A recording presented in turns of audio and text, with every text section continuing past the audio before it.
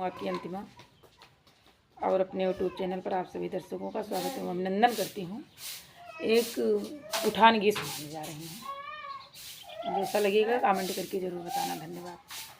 12 बजे की आधी रात, हाँ 12 बजे की आधी रात, देवकी के ललनवा हो गईले, देवकी के ललनवा हो गईले।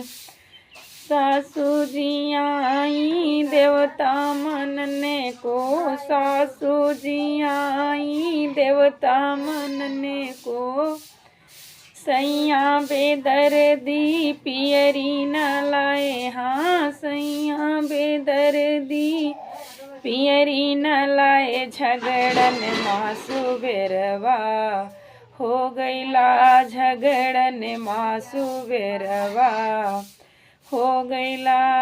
12 बजे की आधी रात, हाँ 12 बजे की आधी रात, देवकी के ललनवा हो गईले, देवकी के ललनवा हो गईले। ननदी जी जेठनी जी आई पिपली पीसने को, जेठनी जी आई पिपली पीसने को, सैया बेदर्दी सिकड़ी न लाए, हाँ सैया बेदर्दी सिकड़ी न लाए, झगड़न में सुबेरवा हो गईला, झगड़न में सुबेरवा हो गईला। 12 बजे की आधी रात, हाँ 12 बजे की आधी रात, देवकी के ललनवा हो गईला, देवकी के ललनवा हो गईला।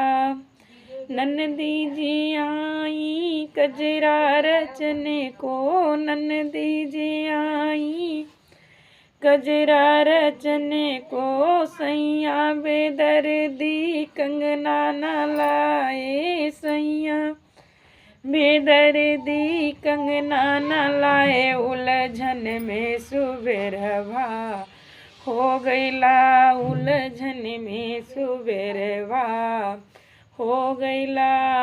12 बजे की आधी रात, हाँ 12 बजे की आधी रात, देवकी के ललनवा हो गईला, देवकी के ललनवा हो गईला।